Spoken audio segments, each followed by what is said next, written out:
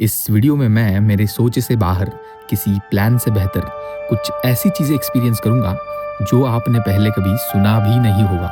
हाँ, मैं साधुओं के संग रह के उनके हाथ की बनी मोटी मोटी रोटी खाऊंगा। इन हिमालयाज में 250 किलोमीटर हिच हाइक करूंगा। ये करते समय रास्ते में एक मंदिर में सोऊंगा और तो और एम्बुलेंस से लिफ्ट तक लूंगा। एम्बुलेंस को रोक लिया हमने। चलो चलो चलो। अगर आप कोई एस्थेटिक ट्रैवल वीडियो देखना चाहते हो तो ये वीडियो आप ना ही देखो, because you know scenes may not be very pleasing. This is me traveling raw while being very raw. भाई साहब देखना कितना सुंदर गांव है।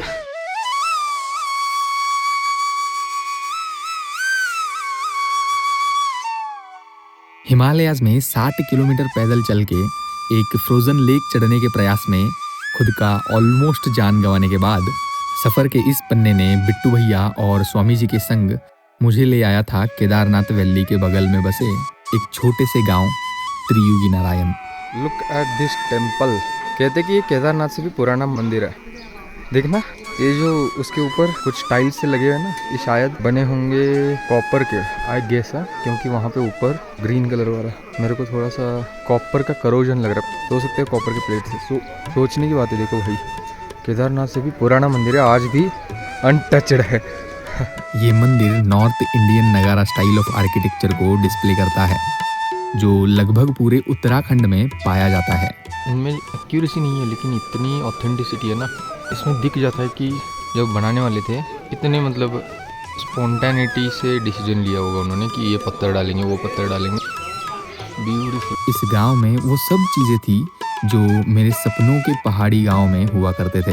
जो गांव है ना, उत्तराखंड का गांव बोलते ही जो मैंने मैनिफेस्ट किया था ना, वो एग्जैक्ट चीज़ मेरे सामने खड़ा है, ऐसा लग रहा है। एक छोटा सा पौराणिक काल का मंदिर, पानी के कुंड जिसमें हिमालयाज का शुद्ध पानी बहता रहता है, दिन भर बातें कर लो तब भी न थकने वाले लोग, हर घर के सामने खिले हुए गुलाब के फूल, मानो पूरा गांव किसी बगीचे में रह रहा हो। गुलाब का फूल तोड़ना सही है गलत है पता नहीं यार, लेकिन तोड़ने का मन कर रहा है तो तोड़ रहा है। बाकी गाली आप दे दो। वो सुनने के लिए, वो हम सुनने के लिए तैयार है। स्कंद पुराणों के अनुसार शिवजी और माँ पार्वती का विवाह इसी गांव में संपन्न हुआ था और जिस अग्नि के शिवजी और माँ पार्वती ने फेरे लिए थे, माना जाता है वो अग्नि 3 युग से आज भी इस मंदिर में जल रही है। शायद इसीलिए इस गांव को त्रियुगी नारायण कहते हैं। इस गांव में आते ही गांव के लोगों ने हमें आश्रम की ओर भेजा। जब हमने इस आश्रम में रहना तय कर लिया तब हमें पता चला कि यहाँ हमारे साथ कुछ साधु भी रह रहे हैं। अब पता नहीं क्यों मुझे आश्रम में साधुओं के संग रहना ये सोच के थोड़ा सा ऑकवर्ड लग रहा था क्या हम टेंट स्लीपिंग बैग वाले मॉडर्न एक्सप्लोरर्स झोले लिए घूमने वाले इन साधुओं के संग रह पाएंगे। कुछ ही दिनों में इन साधुओं से हमारी दोस्ती बनने लगी। हमें समझ आया कि ये भी हमारी तरह अपने खाली वक्त में लूडो ही खेलते हैं और इनको भी चाय ही पसंद है। बस इन्होंने जीवन के मोह माया को त्याग भगवान के ध्यान में अपनी जिंदगी को समर्पित किया है। तो बिट्टू भैया ने कहा कि क्यों ना हम इन साधुओं के संग खाना बना के खाए। तो बस गांव छोटा होने की वजह से यहाँ कोई ग्रोसरी मार्ट नहीं थी। इसको हाथ से ड्रॉ किया है, लग रहा है प्रिंट नहीं किया इसे, हाथ से ही लिखा। अदरक पेस्ट और गरम मसाला पैकेट। डिजिटल सेवा केंद्र से आलू भिंडी, कहीं से बर्तन तो कहीं से आटा, ऐसे करके पूरा गांव घूम के हमने राशन इकट्ठा किया। ये बिहार के हैं, ये कर्नाटका के, दोनों मिलके कुछ कांड करेंगे आज। आप उत्तराखंड के, आप ऊपर बैठे थे। अच्छा। हमें एक आश्रम के बगल में ऐसा घर मिला जिसमें चूल्हा था। आप लकड़ी नीचे रखी ऊपर पन्नी जलाए तो क्या हो जाएगा? पन्नी जल जाएगा, लकड़ी को क्या फर्क पड़ेगा? हम प्रमोशन लेते, आप जरा पीछे हटिए। स्वामी जी के प्रमोशन लेने के बाद चीजें बनने लगी। क्या बनी है? पानी में और थोड़ा क्लोजअप कर लो। तेल डाल लेके ऊपर से कैमरा हाँ डालो डालो डालो, कैमरा के ऊपर से। ऐसे आग लोग लग जाए ऐसे डाल दो। हाँ और भाई सब्जी तो हमने बना दिया, लेकिन रोटी थोड़ा हमारे स्किल से बाहर हो रहा है। ये जानते ही एक साधु मदद के लिए दौड़ आए और वो रोटी बनाने लग गए। बचपन में हुआ करता था हमारे यहाँ चूल्हा, तब मम्मी बनाती थी ऐसे।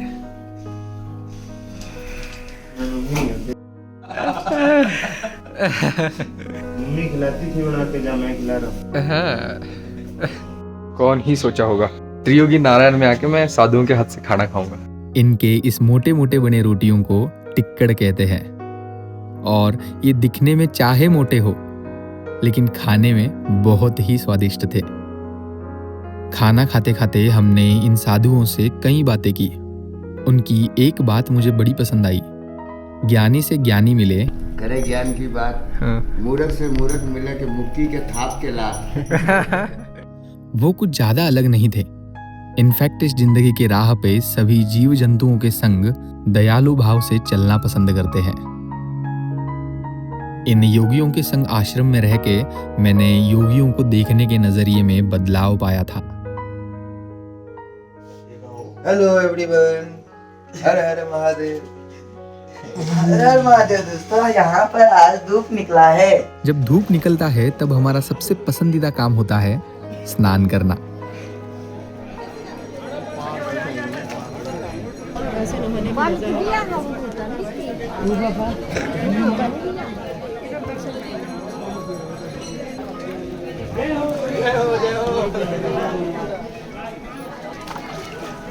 इस मंदिर में बने कुंड में स्नान करने में कुछ अलग ही आनंद था।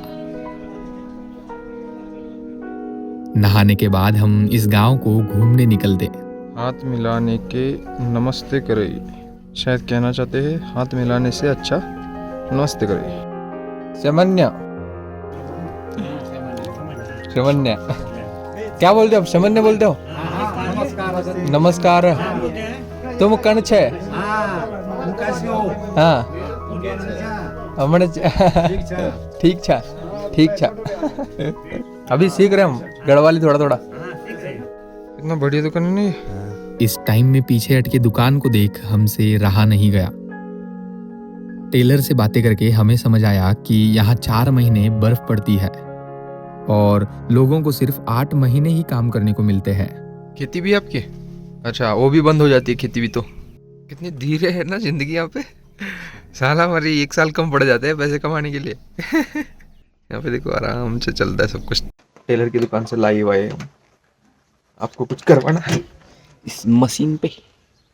किट हम इस गांव के पास बने केव्स को एक्सप्लोर करते। आराम से।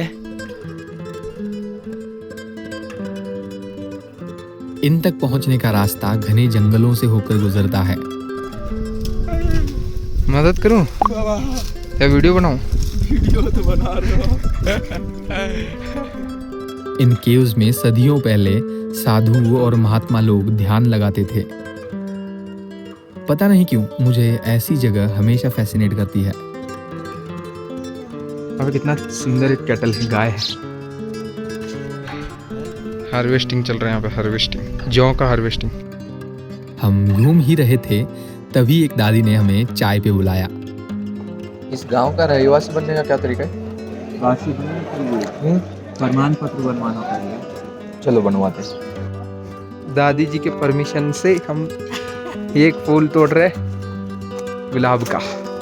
क्या बोलते दादी जी उत्तराखंड में? दादी जी दादी जी बोलते। प्यारे दादी, चमन्य दादी जी।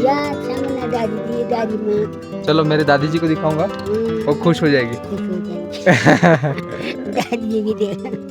आई गेस ये आलू है, टमाटर है, आई डोंट नो ब्रो। भैया ये आलू है, राजमा है? आलू है। मैं बता रहा हूँ, मैं विदेश से हूँ ना। हाँ आप भाई बिहार से हो, बिहार वालों को सब पता है। हमारे राज में पता है लालू जी के राज में कितना आलू हो गया। हम गांव वासियों के खेती करने के तरीकों को देखते। इसको क्या बोलते हैं आंटी जी? आलू तो ठीक है, ये आपके हाथ में जो है कुल्ला। कुल्ला। इंटर क्रॉपिंग या मिक्स्ड क्रॉपिंग सिस्टम चलता है यहाँ पे, जिसमें एक होता है मेन क्रॉप, जैसे यहाँ पे आलू है, और इसके साथ सीजनल क्रॉप जो कि है राजमा।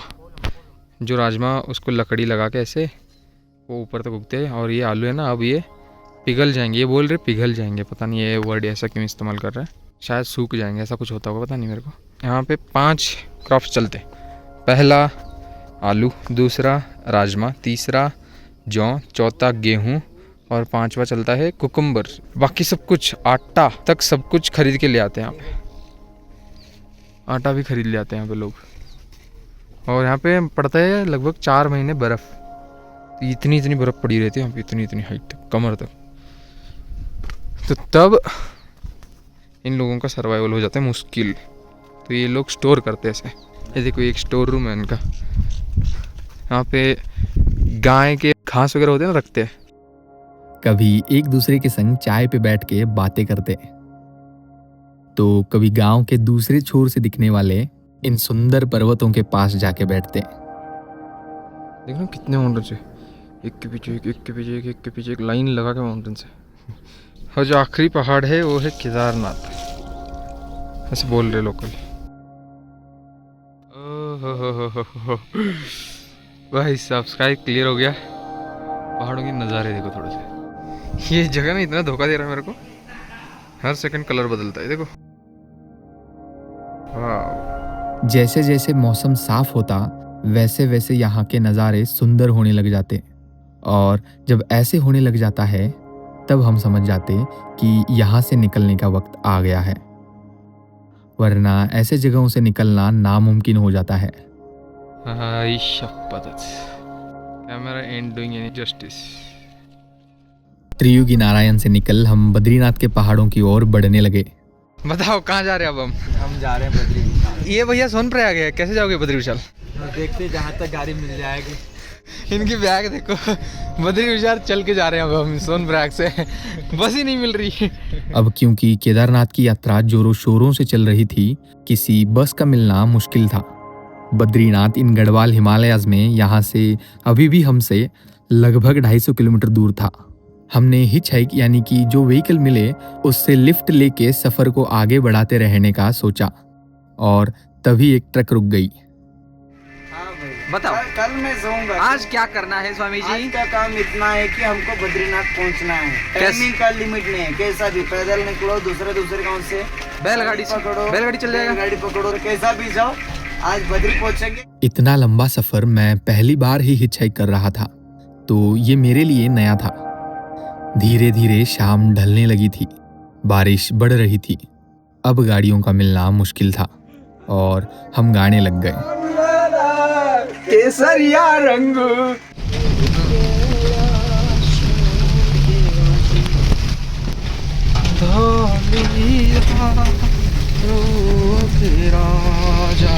इस सफर का आधा रास्ता किसी ट्रक से तय करते करते शाम ढल चुकी थी। ट्रक से उतरने के बाद जब हमने जाना कि अब किसी व्हीकल का मिलना मुश्किल है और यहाँ न सोने की जगह है, तब लगा कि कहाँ आके फंस गए। तभी हमें एक मंदिर दिखी, तो हमने उस रात को इस मंदिर में सो के बिताया। कुछ घंटे सो के हम जल्दी ही उठ गए। गणपति की 2 मूर्ति है और किसी गाड़ी की तलाश में निकल पड़े। सुबह सुबह हमें एक टैक्सी वाले ने बिठा लिया।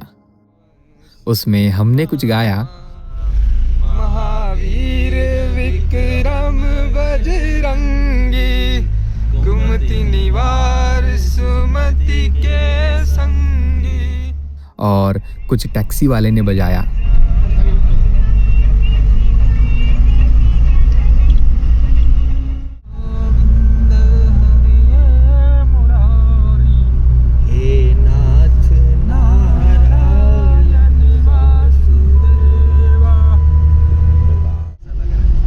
स्वामी जी ने बोला उस झाड़ का फोटो लेना है और वो रास्ते का हमने उसका वीडियो ले लिया।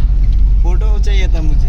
अरे मैं वीडियो लेके क्या करूं मैं अभी? भैया थोड़ा घुमाओ यार, भैया थोड़ा घुमाओ वापस उस टैक्सी से हमने अच्छा खासा डिस्टेंस तय कर लिया था, लेकिन क्योंकि हम मंदिर में कल ज़्यादा सो नहीं पाए थे, इसीलिए अब हम यहाँ से आगे चल नहीं पा रहे थे। इस छोटे से गांव पहुँच हमने एक रात बिताया।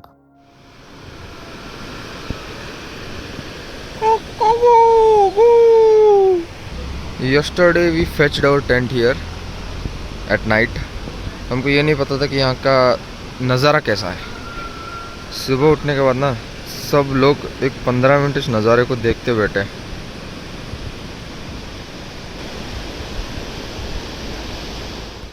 बरेंगस, आपने जो अभी झरना देखा हमने भी देखा। आपने सिर्फ झरना देखा, हमने स्रोत सोर्स देखा, नहाने का सोर्स देखा। चलिए नहाते हैं। I have found my spot. आज मुझे नेचर नहलाएगी। और तभी मुझे कुछ वाइल्ड बेरीज नजर आए। इसको खाने का अलग ही मजा है भाई। Thank you mother nature for this gift. नाश्ता तो हो गया भाई अपना।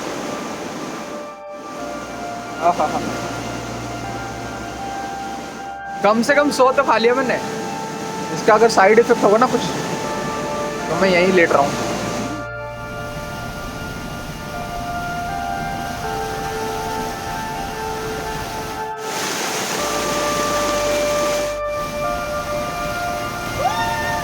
मैं नहा ही रहा था कि मुझे कुछ दिखा। रेनडियर। हाँ दिख रहा है? It is moving.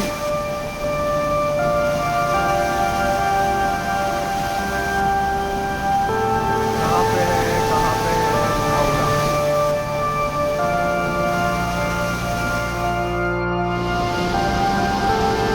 देख रहे हो कितने हैं बटरफ्लाइज? वाह।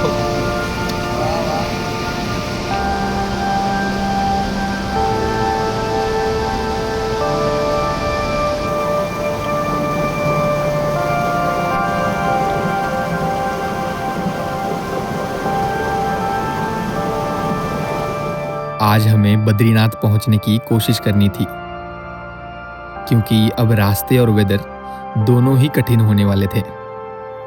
तो हमने चलना शुरू किया। कई घंटों तक हमें कोई गाड़ी नहीं मिली। हमने अब ठान लिया कि गाड़ी ना मिलने पे हम उम्मीद छोड़ेंगे नहीं, हम फिर से कोशिश करेंगे। बिट्टू भाई स्वैग में। और ना मानो मेरी, साहब एम्बुलेंस को रोक लिया हमने। चलो चलो चलो। एक एम्बुलेंस वाले ने उस दिन हमें लिफ्ट दिया। रास्ते में हमें कई दफ़ा लौटने के ख्याल आए, लेकिन हम डट के खड़े रहे। जहाँ कुछ नहीं मिला वहाँ हमने रास्तों को पैदल तय किया। देखो फर्स्ट टाइम क्या क्या चीजें हो रही है। कल मंदिर में सोए, आज एम्बुलेंस में चढ़े। इस एम्बुलेंस में बैठ इन रास्तों को देख मुझे कुछ लिखने का मन किया। जो जैसा मिले, अच्छा बुरा सबको लगा के दिल, तू बस चल, जहाँ मन ले चले उसी को कह के मंजिल, तू बस चल। ना पहुँचने की जल्दी ना कल की फिक्र, बस एक ही आवाज़ गूंजती रही अंदर, तू बस चल। एम्बुलेंस के बाद हमें एक ट्रक वाले ने लिफ्ट दिया। जिस मंजर पे हम खड़े थे, बिना छत के इस ट्रक से इन पहाड़ों को करीब से महसूस करने का ये अनुभव कुछ अलग ही था।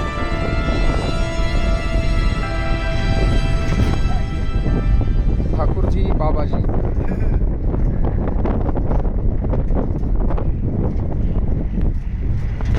ये ड्रास्टिकली बदलते लैंडस्केप बयां कर रहे थे कि बद्रीनाथ अब दूर नहीं है। देखना कितने सुंदर वाटरफॉल है ना।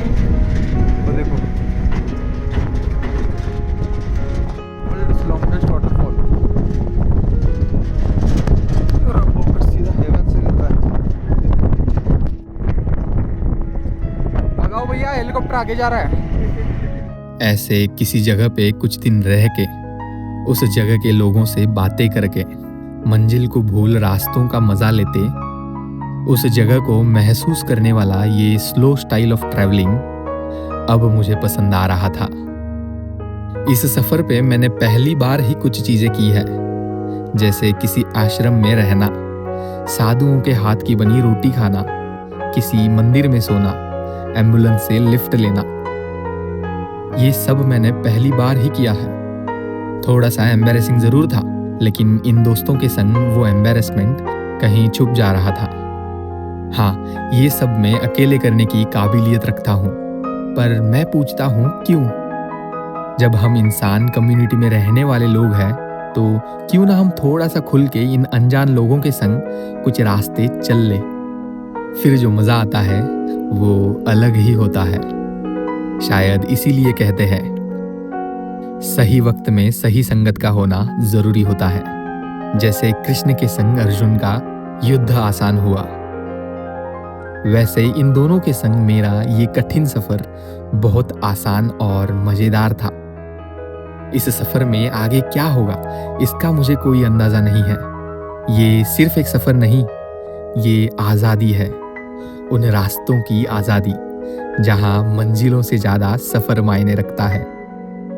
तो क्यों ना हम इस आज़ादी को साथ मिलकर महसूस करें, क्योंकि हम 3 बद्रीनाथ वैली में इस आज़ादी को अंदर समाये शांत बैठने वालों में से नहीं है।